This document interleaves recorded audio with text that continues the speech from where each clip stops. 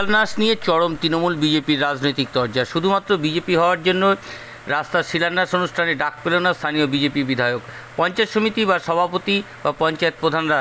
রাজ্যের প্রতিমন্ত্রী তৃণমূল নেতা নেত্রীদের নিয়ে কার্যত রাজনৈতিক মঞ্চ বানিয়ে রাস্তার শিলান্যাস যা নিয়ে ক্ষোভ উগরে দিলেন বিজেপি বিধায়ক। পাল্টা বিজেপির তোপ ও তৃণমূলের। মালদা জেলার পুরাতন মালদার মহিষবাথিন গ্রাম পঞ্চায়েতের গোসাইপাড়া এলাকায় প্রায় 13 কিলোমিটার রাস্তার কাজে শিলান্যাস হয়। প্রধানমন্ত্রী গ্রামীণ সড়ক যোজনার গ্রাম উন্নয়ন তহবিলের থেকে 11 কোটি 60 লক্ষ টাকা ব্যয়ে নির্মিত হবে এই রাস্তা।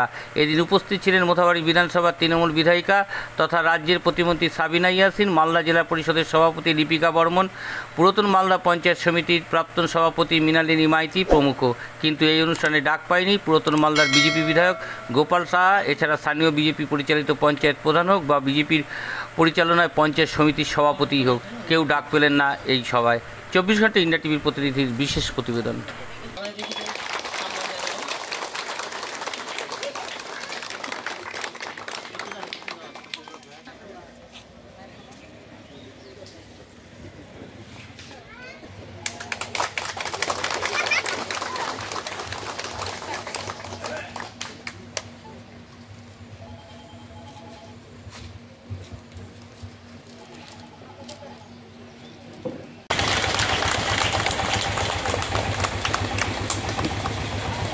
পঞ্চায়েত সমিতি বিরোধী দলনেত্রী জুবেদা দিকে বরণ করার জন্য অনুরোধ করি।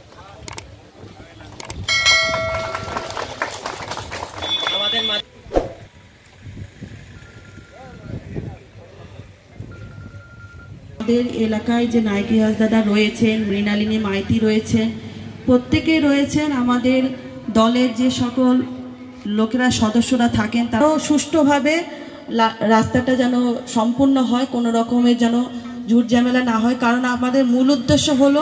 আপনারা দেখছেন 24 ঘন্টা ইন্ডিয়া টিভি, সর্বদা সবার পাশে সবার মাঝে। আজ এ পর্যন্ত।